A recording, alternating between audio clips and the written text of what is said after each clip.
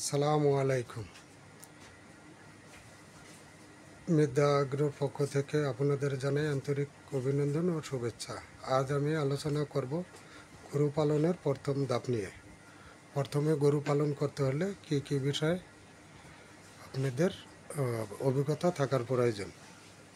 প্রথম আপনার মতামত ঠিক করতে হবে। কোনো দ্বিমত পোষণ করা যাবে না।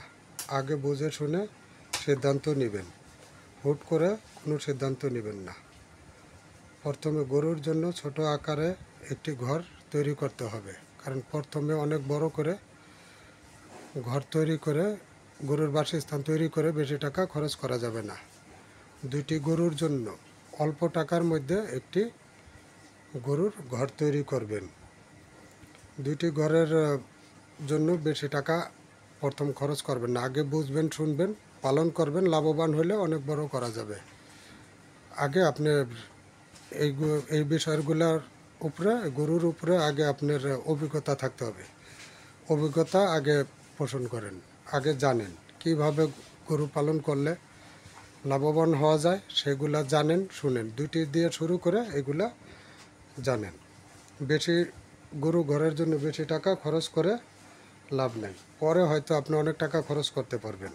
আগে দেখেন পালনে আপনার কি হয়, লাভই হয় না লসই হয়। আশা করি আপনাদের লস হবে না। আমার এই ভিডিও দেখে যদি আপনারা শুরু করেন অবশ্যই লাভবান হবেন। কোনো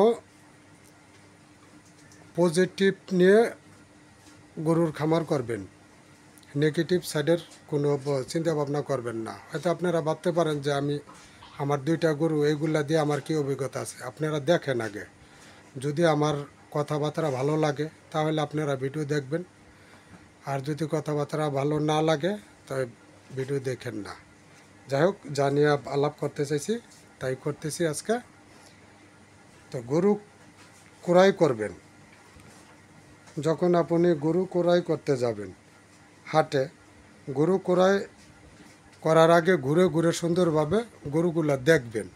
দেখে হুট করে একটা গরু কিনতে যাবেন না।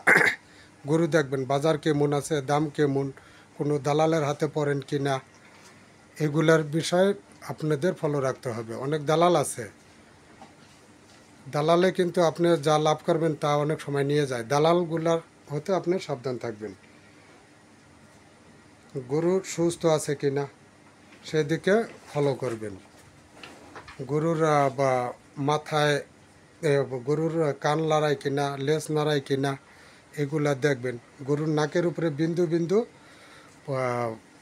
বিন্দু বিন্দু ঘাম আসে, এগুলা দেখবেন। তখনই আপনি বুঝতে পারবেন যে হ্যাঁ, এই গরুটা আপনার সুস্থ আছে। সুস্থ গরু ক্রয় করবেন। সুস্থ গরু ক্রয় করলে আপনার লসের ভাগী হবেন না ইনশাল্লাহ। এগুলা দেখেই আপনারা গরু ক্রয় করতে পারেন। ওই পায়ের খুঁড়াগুলা চেক করবেন, এই গরুগুলা ঠিকভাবে দাঁড়ায় না কি করে, পায়ের খুঁড়ার ভিতর কোনো ঘাও আসেনি, কোনো জোয়ার শ্রেণী জ্বরে কোনো নেই, গরু কান নাক ঠিকমতো আপনার লড়াই চাড়াই কিনা, ইত্যাদি ইত্যাদি বিষয় আপনারা গরু ক্রয় করবেন। দেখে গরু ক্রয় করবেন। গরুর বয়স নির্ণয় করবেন।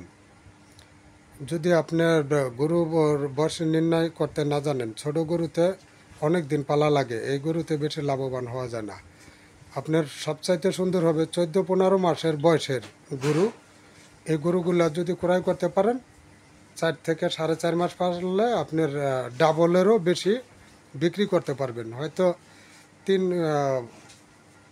গরু যা খাবে তার চাইতে অনেক বেশি লাভ হবে ইনশাল্লাহ। এই কথাগুলো যদি আপনাদের গ্রহণযোগ্য হয় তাহলে আমার বুদ্ধি আপনারা শুনবেন, আমার চ্যানেল দেখবেন, দেখে আমাকে করবেন। আর যদি গরু কিনবেন, যদি গরুর কোনো সমস্যা হয়, আমি তো আছি, আমার দিকে আপনারা ফোন করবেন। ফোন করে জানতে চাইবেন, আমি ঠিক বলে দিব কোন সময় কি সমস্যা হইলে কি করতে হবে।